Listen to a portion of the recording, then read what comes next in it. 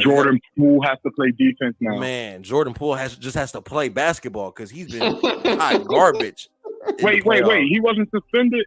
He wasn't suspended or nothing. Who? Jordan Poole. No, suspended for what? He was on the court. He been on the court. He been too. Stall him out, man. Cut him some slack, man. He been too busy. Hey, man, stall him out. Check me out, right? Check me out. And I said this last year too. Check me out. This man get paid all his bread. This man get paid all his bread. One, I don't think if you're not a two-way, you shouldn't be getting paid that much bread. That's just my opinion. But you get paid all of this money to be exactly what the Warriors were missing, that third scorer, you know what I mean? And we ain't seen you since last year. We haven't seen you since before you signed your check. That's not true. That's not true. So first of all, Jordan Poole was there all last season. He showed up from the beginning of the season all the way through the playoffs, and they needed him. Mm-hmm. Clay was not Clay last year or in the playoffs. Steph Curry got hurt in the first and second round, and Clay had and Poole carried the Warriors. So that's what Jordan Poole looks like when he has the opportunity and the space to be Jordan Poole. What's going on right now is that now that Poole has got paid and got their money, the jealousy has set in for Clay because look, you just paid my replacement, and I'm going to show you that you paid the wrong guy. You should have held that money and saved it for me, right? So I want a max contract extension. I probably ain't gonna get it because that dude, even though I want to win, I also want to show you that I'm the guy, not him. And Draymond is on the same time. Like, well, I know my contract's coming up, and you just gave the money I'm asking for to Poole, and I'm going to show you he's not the guy either. They have always tried to reiterate the point that the core three of Poole, Clay, Draymond, and Steph is all the Warriors need. That's the point they made to Kevin Durant. You're a B. We don't need you. We won without you. And that's the point they're trying to make with Jordan Poole. So they need Jordan Poole, though. But ego is a powerful drug, and it seems like they're rather put the pressure on Jordan Poole, and you figure it out. Or we want to win without Jordan Poole. We don't care about Jordan Poole. Like, if you tell KD that, and you run KD out of town, what you think they gonna do to Jordan Poole? Yeah, but he just got paid. But the difference is KD didn't get paid. I paid this guy Jordan Poole. Yeah, but they was about to pay Kevin Durant if he wanted it. He left and helped Draymond get paid. If KD would have stayed, Draymond wouldn't have got no money.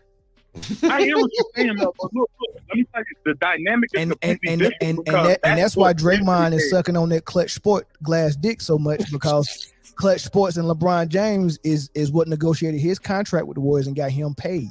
And he owes all of that to LeBron. That man do be loving him some LeBron off court. Yeah, that's Dookie love. That man do be loving him some LeBron off court. Yeah, that's what that is. Invited him to his wedding and everything.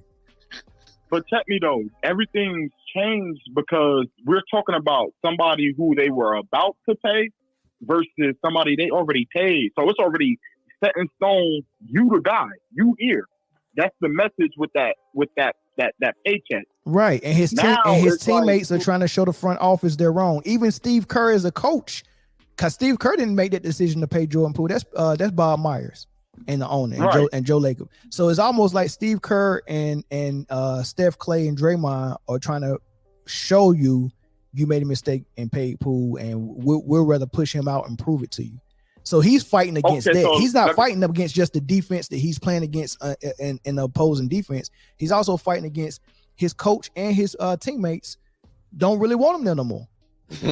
Okay, so with them paying him, how do you get rid of that? Do you just take that hit and release him, or you trade You would him. have to trade him. You trade him. But what I'm asking though, who's willing to pick? That was a major contract. A lot of teams will pick him up. Jordan Poole is a baller. A lot of people will pick Jordan Poole up. And 130 is light compared to what these supermaxes are. Yeah, I would pick Jordan. I would pick Jordan Poole up right now before I pick up Clay. Phoenix. If I'm Phoenix, I'll go for him. Phoenix has no money. Wouldn't. Phoenix has no money. I wouldn't. What? They will after this year. Ayton is not going to be there, and Chris Paul. I don't really think he's going to be there. Yeah, but okay. So look at it this way. Especially if you bring Jordan Poole in. Look at it this way, Mo. Ayton just got paid, and I think CP3 got 1 or 2 more years on his contract where he's making a buttload of money. Do you think it's easier for Phoenix to move both those contracts than it is for Golden State to move Jordan Poole's contract? No. Okay, so that's what I'm saying. They don't have a problem with moving Jordan Poole. They will move him. As a matter of fact, that's probably part of the reason why they signed him, because they knew if they didn't sign him, he would have walked in free agency this year. So they signed him and was like, all right, man, we only signed him for 1 year because we're trading before it's time for us to pay Clay and Draymond. And I think that's what's going to happen. The writing is on the wall. They're going to trade Jordan Poole. Mistake, man. But look at how we're talking about Jordan Poole now. We're talking about him not showing up, and Draymond and Clay made sure that that's how we see it. So it can be easily sold in the media and to the fans that Golden State can do this without Poole. We'd rather have Draymond and Clay than Poole. Well, I'm saying, let's just be honest about the Warriors. You got players on the roster that just can't deal with the fact that, dynasties don't last forever. You got to, at some point, you either, cats, either bodies not, letting them produce like they used to, or it's just time to move on. And to me, I just think the Warriors are hitting that end of the road. And let's be honest, we know for a fact that Steph is the only piece that you don't move. Yeah. They go get caught with that hot potato in their hand when it's time to say hot potato. And that hot potato is going to be a huge Draymond contract, a huge Clay contract. You're not going to be able to get rid of it, and you're not going to have their replacement in the building.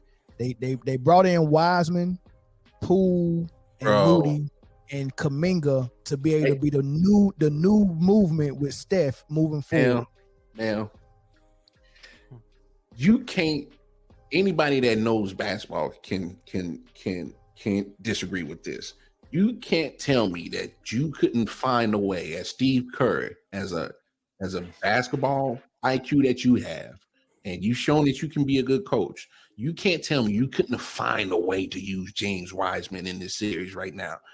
That, to me, that was come on. You talking about a dude that's 7'1", athletic as hell. He could have shut down the paint, and he still could have contributed on the offensive side. Dog, if they had him in this series don't even probably go past 5, and that's on Twitter. Maybe not. I tell you what, man. I it seemed like Bob Myers was trying to continue this dynasty on with Steph and the new guys, and he was going to move on from Dre and Clay. And once Dre and Clay caught wind of that, they went into whatever mode they went into, where they were saying that we're going to make sure we stay together. And it's working, because they changed their mind on Wiseman real quick. And I'm going to tell you, they brought Wiseman in. He had a good rookie season with Steph before Steph got hurt, and then Wiseman ended up getting hurt. And in the second year, I think he was kind of injured. And but he was progressing and doing good. I didn't see no problem with Wiseman.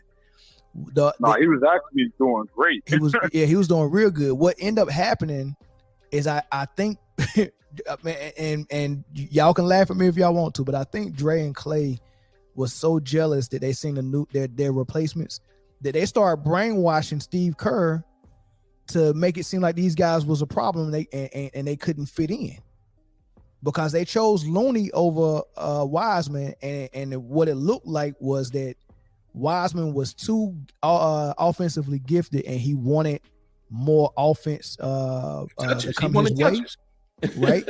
And I think Kerr was telling him, look, we don't operate like that.